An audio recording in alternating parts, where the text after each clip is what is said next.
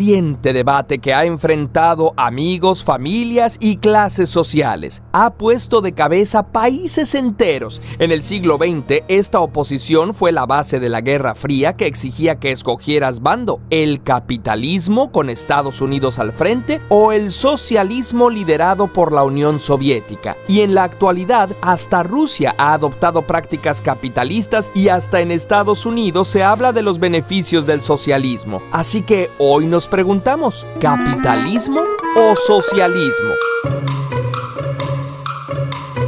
A mediados del siglo XIX, en Europa, sobre todo en Inglaterra, la industrialización estaba en pleno apogeo. Se producía más que nunca, pero al mismo tiempo se explotaba mucho a los trabajadores. Jornadas de 14 a 16 horas diarias, salarios de miseria, trabajo infantil aún peor pagado, aire contaminado y accidentes al por mayor. Y olvídate de seguridad médica o vacaciones. Todo mientras los dueños de las fábricas se enriquecían sin pena alguna. Entonces, un pensador alemán llamado Karl Marx se preguntó, ¿cómo llegamos a esto? Marx había leído a Hegel, quien postulaba que todo progresa a partir del enfrentamiento de contradicciones. Las sociedades también. Cada etapa del desarrollo social llevaba en sí el germen de su propia destrucción y la transformación en la siguiente. Para él, la civilización, por lo menos la europea, había pasado por las siguientes etapas. Comunismo primitivo,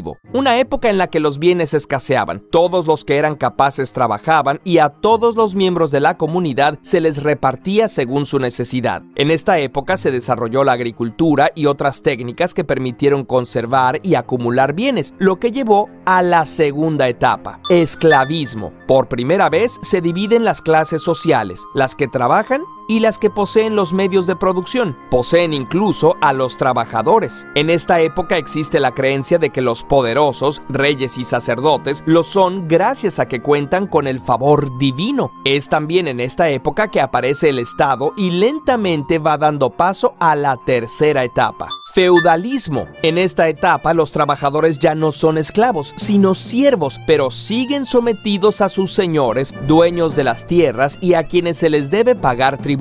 Al final del feudalismo, gana dinero y poder una clase social de artesanos y comerciantes que habitualmente vivían en villas o burgos cercanos a los feudos. Marx los llama burgueses. Los burgueses empiezan a asociarse y a juntar su dinero para crear empresas y financiar negocios más grandes, como viajes arriesgados. Estas empresas se llaman sociedades por acciones y al dinero reunido con el propósito de que crezca se le llama capital. Por otro lado, se promueven las ideas de libertad, democracia e igualdad, lo que da origen a grandes revoluciones como la Revolución Francesa, donde la nobleza y el clero pierden el poder, o hasta la cabeza, y quienes ahora tienen la autoridad son los dueños del capital, los capitalistas. Las tierras, antes propiedad de los nobles o de las comunidades, se privatizan. Las ideas de la Ilustración traen un gran desarrollo tecnológico e industrial. Muchos granjeros y campesinos quedan en la pobreza y emigran a las ciudades para trabajar en las fábricas. Así es como surge la cuarta etapa, el capitalismo. El capitalismo es explicado y defendido por economistas como Adam Smith, y sus principales características son: las tierras, herramientas y fábricas, o sea, los medios de producción,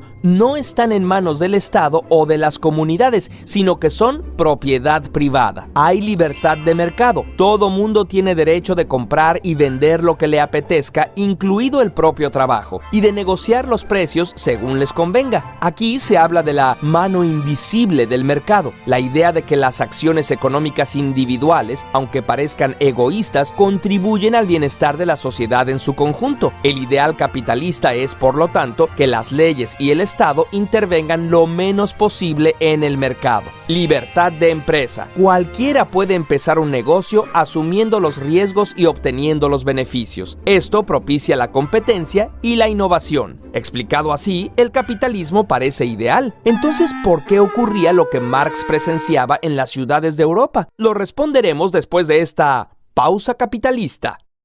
Uno de los principales problemas del sistema capitalista es el de la plusvalía, o sea, la ganancia que el capitalista espera obtener por su inversión. Imagina que dos personas colaboran para producir un producto. Una pone su trabajo y otra el capital para producirlo en forma de herramientas y salarios. Digamos que lograrlo costó 10 pesos y que lo pueden vender en 18. Esos 8 pesos extra son la plusvalía y retornan al capitalista. ¿No le debería tocar también a la trabajadora? Para Marx, la obtención de la plusvalía es una forma de robo y contribuía al enriquecimiento del capitalista y el empobrecimiento del trabajador, creando acumulación del capital y formando monopolios y oligarquías. Adam Smith diría: si la trabajadora no gana lo suficiente, es libre de buscar un trabajo donde gane más. Hay un mercado de trabajo y si hay más oferta de puestos, esto hará que los salarios suban. Pero también es cierto que si hay mucha gente sin empleo, la demanda de puestos aumenta y los salarios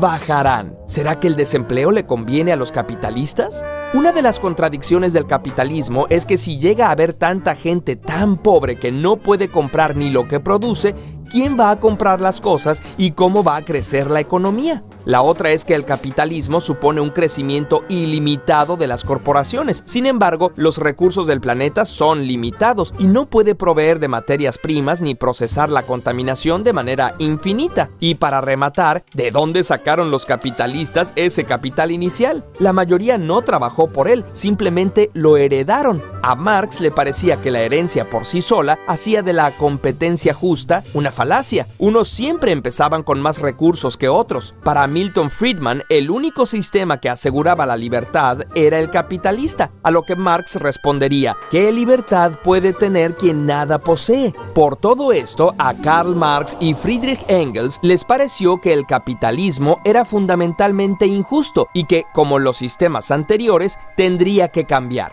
Pero no iba a cambiar solo. Inspirados por luchas de carácter socialista que habían ocurrido antes, publicaron el Manifiesto Comunista, que instaba a los trabajadores, llamados proletarios, a unirse y luchar para arrebatarle el poder a los capitalistas. Para ellos, una sociedad ideal sería comunista. No existirían ni las clases sociales ni la propiedad privada. Para llegar al comunismo se planteaba que se debería pasar primero por una etapa llamada socialismo. Las características más importantes del socialismo son la propiedad social de los medios de producción. Teóricamente, las herramientas, tierras y fábricas pertenecen a la sociedad en su conjunto, que se supone que está representada por el Estado. Planeación de la producción. Se evitan desperdicios, excesos y contaminación, asegurando que se produzca solo aquello que se necesita.